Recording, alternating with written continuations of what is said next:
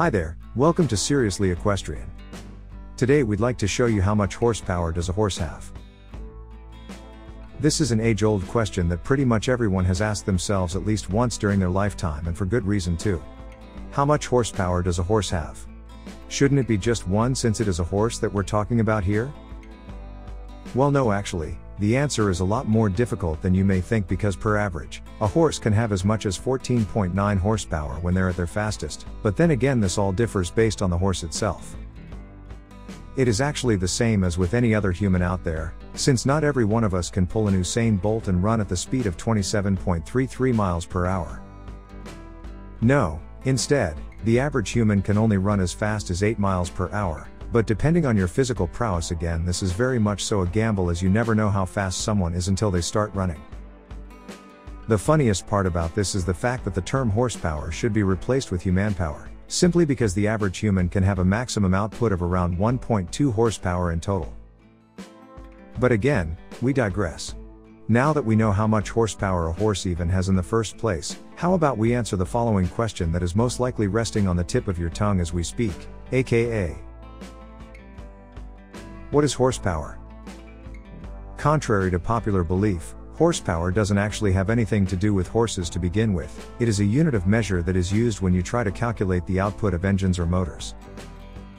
The standard unit of horsepower will equal around 33,000 foot-pounds of work per minute, or better yet, 550 foot-pounds per second.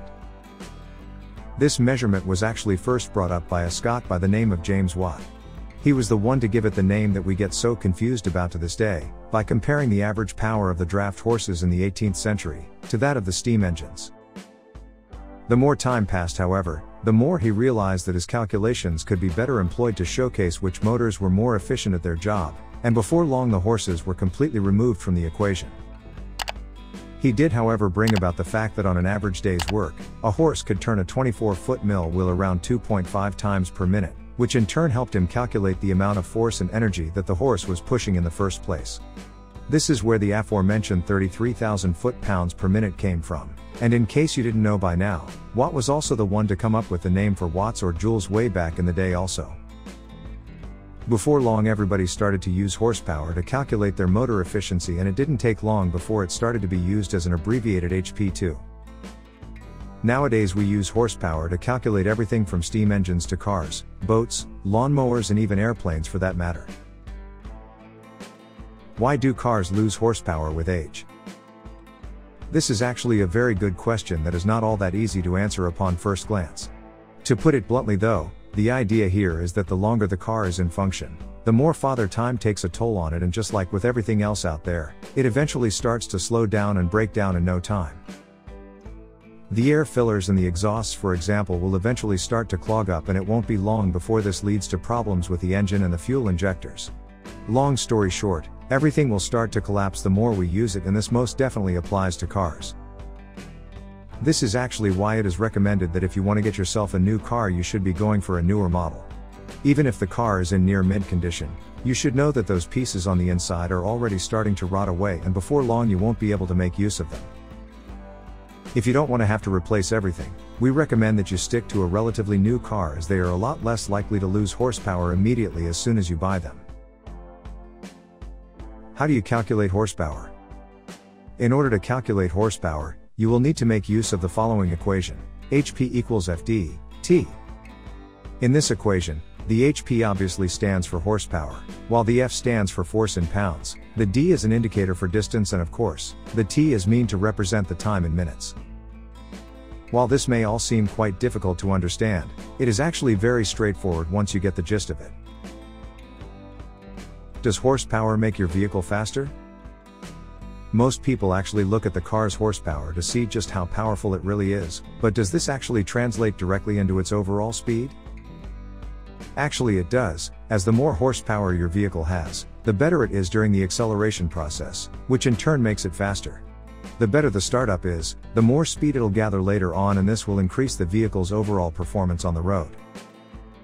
But, while this may all be true, you do need to keep in mind the fact that just because you have more horsepower, that doesn't always indicate the fact that you will be faster than a car with less horsepower.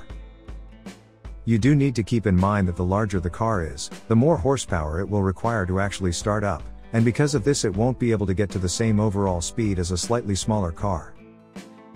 On top of that, the torque and the overall aerodynamics of the vehicle can also quickly lead to your car being slower or faster than someone else's that has less horsepower than you. Because of this, we highly recommend that you don't pick your car simply based on the horsepower that it has.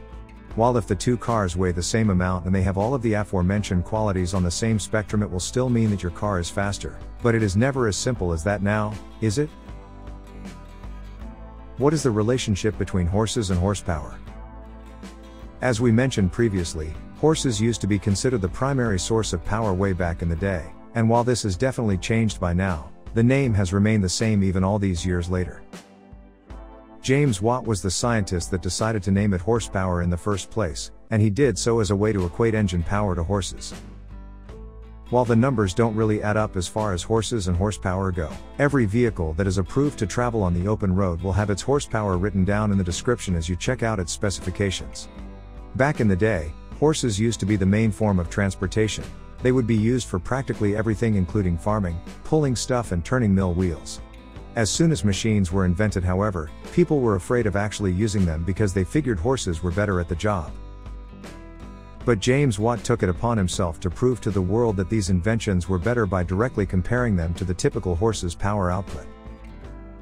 His main purpose was to sell the power of the steam engine to the rest of the world, and as far as we can tell he most definitely did his job properly, as nowadays it's unheard of to use horses for anything but basic transportation and maybe labor, but most new age farmers have switched to man-made machines already. By proving the advantages of switching to a steam engine, Watt became a pioneer of the modern age, as he was able to convert a lot of the world's farmers to using these man-made vehicles, and while he did not receive any actual prizes for doing so, he did get to name both the horsepower itself and the unit of power known as watts. He was a pioneer of his time, and without him we would definitely have seen a lot more resistance coming from the people of his time that would have never made the switch over to man-made products simply because they would have been too scared to be overtaken by their competition. So, just to reiterate, how much horsepower does a horse have? The average horse has a maximum output of 14.9 horsepower and the average human only has a maximum output of 1.2 horsepower. These numbers can differ a lot though, especially considering a lighter horse such as an Arabian or a thoroughbred, and for humans it is just as varied as someone like Usain Bolt could easily have had a total output of 3.5 horsepower. We hope you enjoyed this video. Don't forget to click that like button, leave a comment, and of course, subscribe to our channel. Thanks for watching.